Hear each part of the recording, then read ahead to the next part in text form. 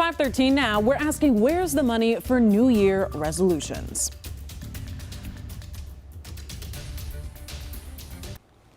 Every year, Fidelity puts together a resolution report. And this year, the financial services company is taking a look at how our habits changed year over year. So let's get into the numbers.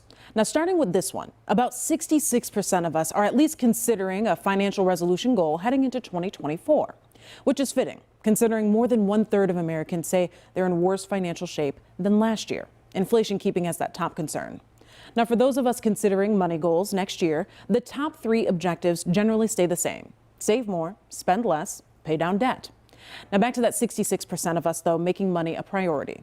Fidelity found younger generations are more likely to make a financial resolution. Researchers have millennials and Gen Z topping the list at about 75% of each group making some kind of money-related goal.